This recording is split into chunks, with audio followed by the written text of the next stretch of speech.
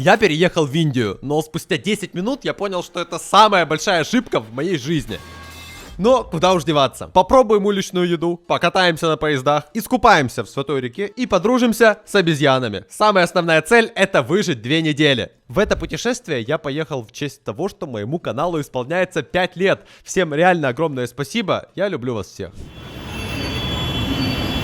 Первое, на что обращаешь внимание, это шум, который окружает тебя буквально везде. От него невозможно скрыться.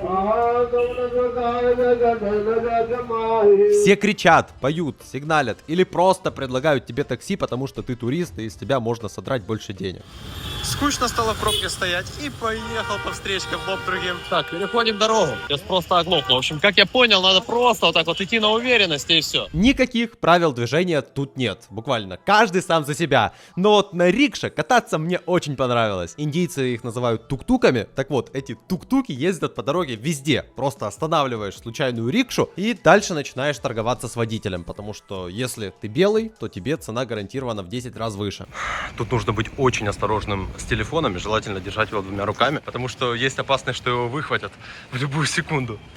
Вот улица, все, и видно дом. Большой такой дом, высокий. Но прямо из окон вниз люди мусор сбрасывают, и уже целая свалка образовалась. Думаю, большинство из тех, кто хочет поехать в Индию, туда не поедут именно из-за того, что там невероятно грязно. Мусорка. Выкинь ты мусор в нее. Нет, надо кидать его рядом. Или вот вонючая свалка. Но люди продолжают в 2 метрах от нее торговать уличной едой. У меня слезы выступают. Если ты их попросишь сделать что-то не острое, они все равно сделают острое. Потому что в их понимании это действительно не острое. И они едят еду в раз 100 острее. Пробуем местные фрукты. Их у меня получилось купить за $1. Это маракуйя, это гуава. Вообще, именно фрукты — это самое безопасное, что только может быть в Индии. Их только надо мыть с мылом раз 10. А так они реально дешевые и очень вкусные. У маракуйи такие вот внутренности. Это нереально вкусно. Одна такая гуава тут продается за 20-30 центов. Туристам, конечно, озвучивают цены в 10 раз больше, но если торговаться, то можно найти за нормальную цену. Гуава, к сожалению, недозрелая. Она должна будет быть красной, и тогда она будет самой вкусной. Но это тоже вполне съедобно. Моя самая вкусная находка — это кокосы, которые у нас стоят очень дорого, а здесь они, чуть дороже воды стоят. Класс. В основном местные люди, конечно, очень бедные. Иностранный турист за 1 день может отдать в отеле больше, чем таксист заработает за месяц. Но именно в бедных странах живут самые богатые люди. Например, частный дом на 37 этажей. Или вот этот дворец. Это все Индия. Я приехал в огромную страну, а по населению так вообще самую большую в мире. И в этой стране как-то уживается сотня разных народов с разными языками и разными религиями. Поэтому, если поехать в соседний город, там люди, скорее всего, будут говорить уже на другом языке. Так, а я точно в Индию попал? Конечно же, я начал интересоваться и спрашивать, что они вообще себе позволяют. What does swastika means for Indian people? A sign of good luck. Оказалось, что для индуистов свастика — это святой символ, которому уже несколько тысяч лет, и они его вешают на дома, декорируют им машины. Для них этот символ несет тепло и благополучие. Как же хорошо, что у меня никто не проверял телефон после поездки. Даже тут они сигналят.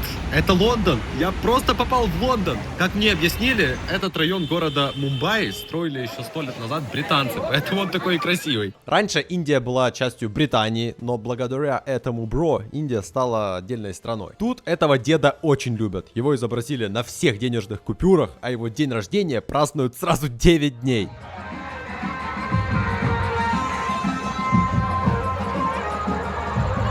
Мне очень повезло, что я приехал в Индию именно в это время, поэтому я прочувствовал всю эту атмосферу праздников. И на подъем сразу. Это какое-то чувство свободного падения, если честно.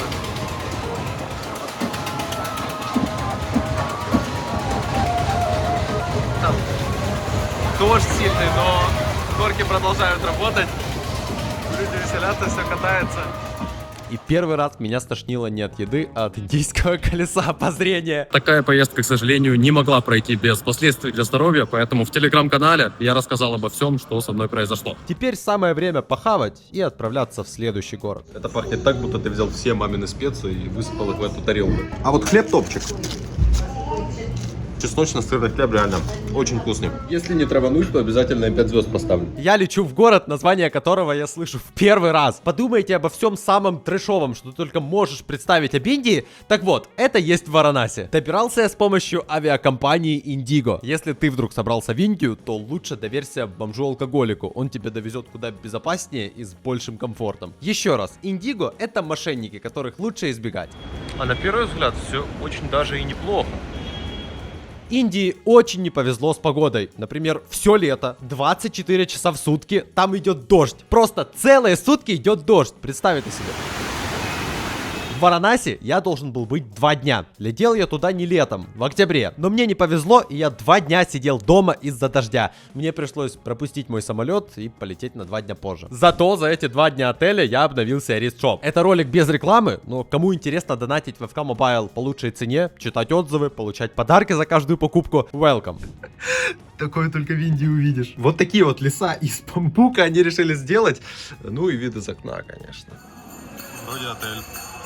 Все должно быть нормально. Они меня пригласили, и я начал вместе с ними танцевать вокруг костра с тарелкой фруктов. Когда дождь наконец-то закончился, я пошел на святой ритуал для индуистов. Кореец в платье. Все громко кричали, хлопали, звонили в колокольчики. Священники танцевали с огнем. Все это символизирует то, что рано или поздно тьма победит свет. Наоборот, свет победит тьму. Вот, мы это прочувствовать не можем, потому что мы в это не верим.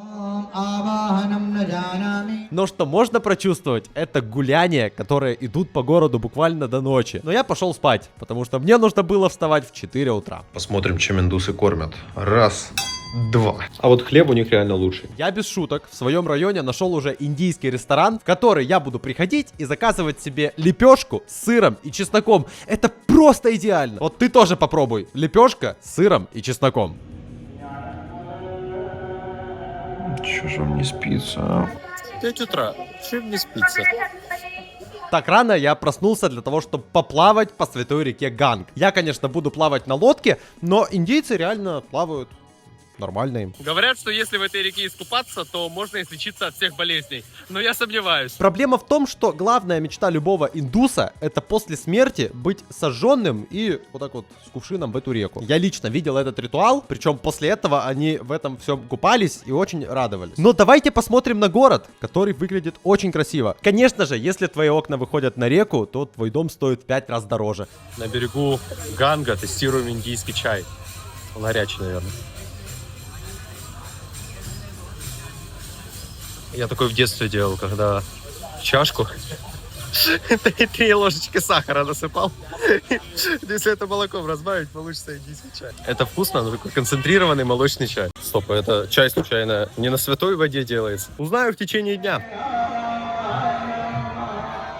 Кстати, вот, мне удалось заснять то самое сожжение на реке, о котором я рассказывал. Причем за такое часто приходится годовую индийскую зарплату отдать. Сейчас я подойду к индусу, он мне сделает кирдык башка, и я поклонюсь. Храмы на самом деле красивые, но проблема начинается, когда ты с них выходишь. Потом опять заходишь в красивый храм, потом выходишь. Единственное ухоженное место в этом городе — это храмы. Все остальное выглядит так. На одной улице сразу 8 коров.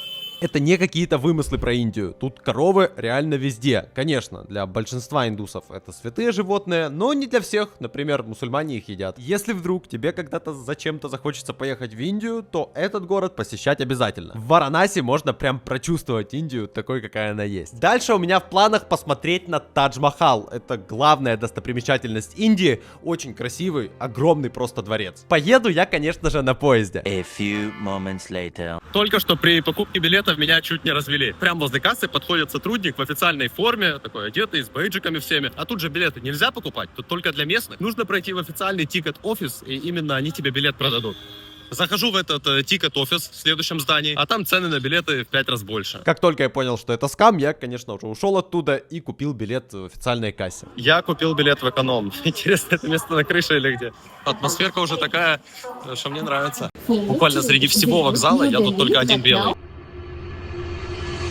Итак, я пробрался в поезд. Получилось.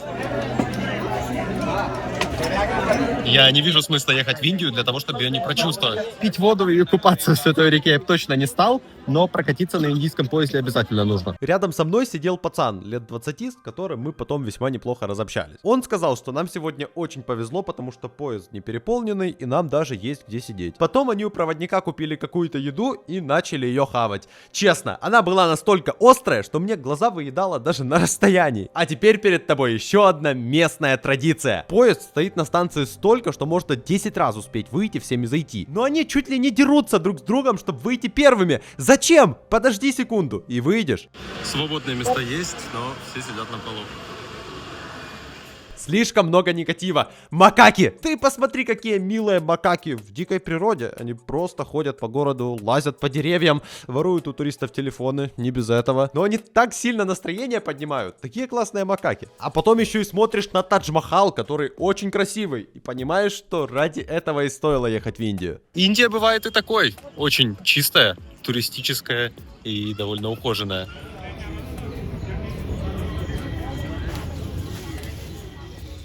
Если видно какой-то дым, то это значит, кого-то сжигают. Дальше идем на местный рынок. Если кушаешь, сорян, ты все-таки сам этот ролик открыл. Среди такой вот антисанитарии продается еда. Причем все сначала берут деньги, потом дают тебе еду. Если ты думаешь когда-то поехать в Индию, то посмотри вот на это еще раз и еще раз подумай, нужно ли это тебе или нет. Но я с собой брал целый такой вот пакет лекарств на все случаи жизни. В Индии почти никто не играет в футбол. И ситуация в FK Mobile абсолютно отражает реальность. 70 лет назад они прошли квалификацию на чемпионат мира, но не захотели играть, потому что им запретили играть босиком. Что? Они босиком хотели играть в футбол. В FK Mobile скоро появится один индийский герой или кумир, это Четри. По нашим меркам игрок, конечно, слабоват, но в Индии он считается самым лучшим. Мы еще помним, что сюда я добирался самым дешевым поездом, который выглядит страшно. Так вот, билет обратно я взял в бизнес-класс. Мы будем сейчас тестировать самый дешевый против самого дорогого билета Индии. В хороших индийских поездах даже кормят, водичку дали. Обляпали меня всего. Из всего, что мне принесли, тут можно только рис съесть, потому что все невероятно острое. Потом меня угостили мороженкой и пожелали удачного путешествия. Давайте все-таки пообщаемся в комментариях. Стулья свободные, но просто все лежат на полу. Это индийская культура или ее отсутствие? Заметно, что я уже объездил почти всю Индию, но не хватает буквально одного места. Я не был в столице. Если посмотреть на аэропорт, то так и непонятно, что я попал в Индию. А вон, Дели. Я ехал по этой дороге, смотрел на большие флаги, и все настолько чисто и красиво, что просто не верится, что ты попал в Индию. А потом я зашел в метро. Это очень красивое, чистое и современное метро. Захожу в отель, а там все снова очень красиво. Люди приветливые, играет красивая музыка. Я думаю, вот оно! Нашел я место мечты в Индии.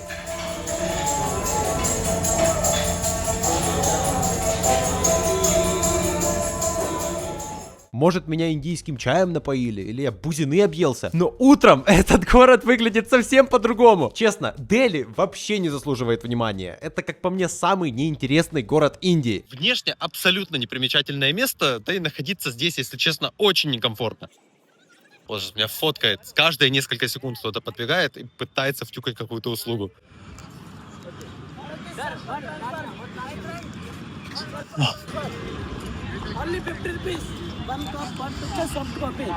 Sorry, I don't need. Так что, если захотелось подышать пылью или попасться на какой-то уличный развод, welcome to Delhi, столица Индии, как раз для этого. Я же этого не выдержал и узнал, что буквально в 2 часах езды находится очень красивый кукольный розовый город. Индия и такой бывает. Абсолютно кукольно выглядит. Просто кукольный домик какой-то. Индийские девушки, кстати, реально так одеваются. У кого-то свадьба, походу, но вид реально очень красивый. На такой хорошей ноте я собираю чемоданы и улетаю в Дубай. Кстати, мне кажется, что с такой высоты даже какой-то очень бедный африканский город все равно будет выглядеть красиво. С первой секунды понятно, что я уже не в Индии. Камера не передает жару, но тут многие люди под зонтиками ходят, потому что слишком жарко. Если они к такой жаре привыкли, то я точно привыкну. За все время в Арабских Эмиратах я не видел ни одного работающего араба. Работают там уже как раз индейцы. Видео сегодня про Индию, а не про Арабские Эмираты. Но просто посмотри, насколько много всего арабы понастроили руками индусов. Самый высокий, самый большой, самый.